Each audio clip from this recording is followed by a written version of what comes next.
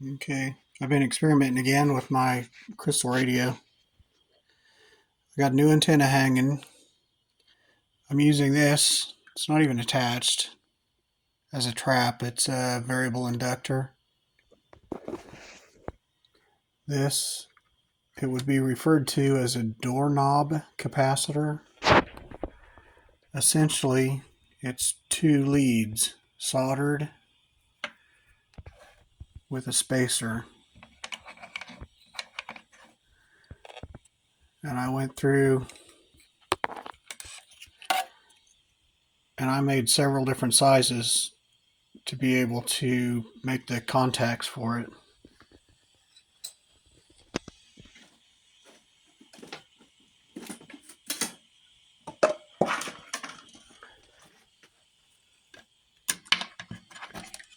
Here's what one of them looks like together. And they usually have a little bit of a reading. But I use that to act as the antenna coil that you would narrow and space closer to your primary coil to gain sensitivity.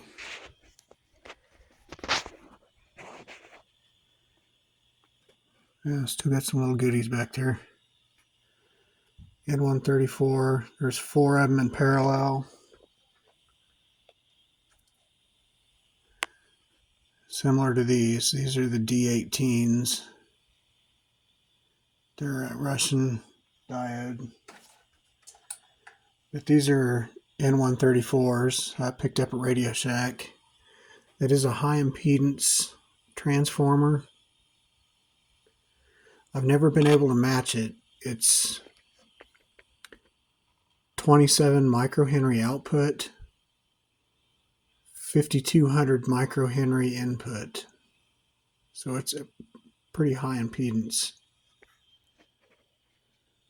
This is a 200 picofarad Johnson capacitor.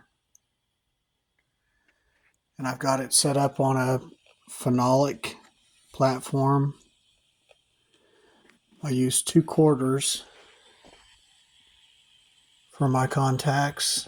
I do have a small filter in here.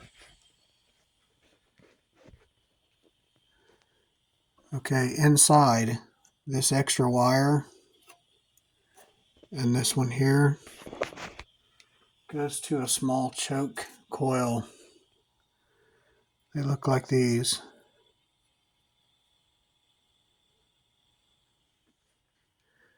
They cause the radio to resonate just a little bit.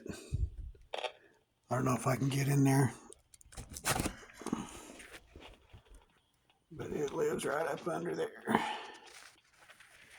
I've got a 27 microhenry in there. Okay.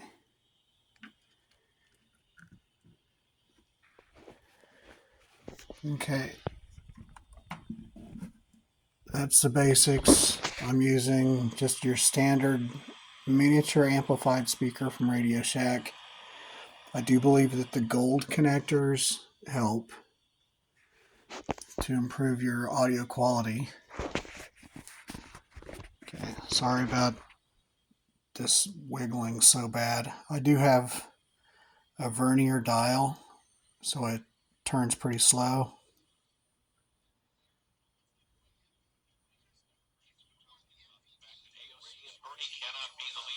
Party. Right. And that's who the leaders of their party is. You can't say Jokic.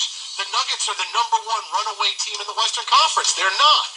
The MVP this year is Shai Gilgeous-Alexander. An explanation as to why that car was found on the side of that highway. But Jeremy. And over 97% of Eliquis patients did not experience a stroke. A first stroke occurred in 2.9% of warfarin patients versus 2.3% of Eliquis patients.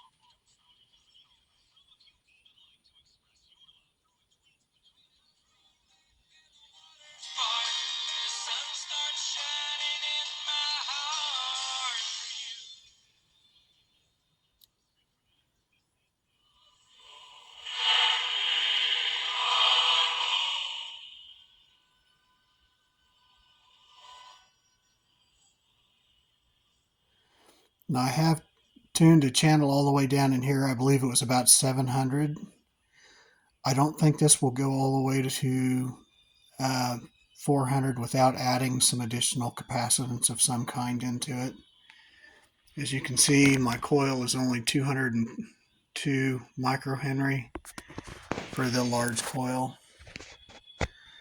This is 14 gauge AWG stranded, and I used 14 gauge for my antenna.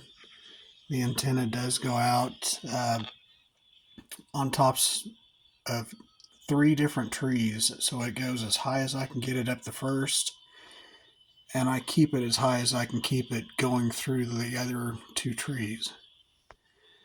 But yeah, that's what I got. That's my results. And if anybody of you have ever tried to build a crystal radio, it took me 30 years to figure out how to do this.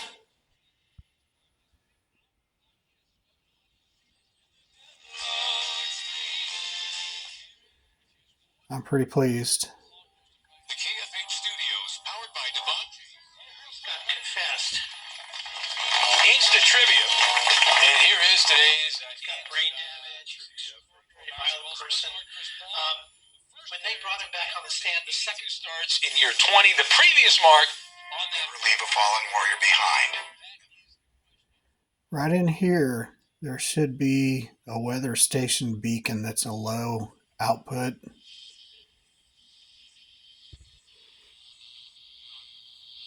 That may be the carrier for it, but I'm not quite picking it up.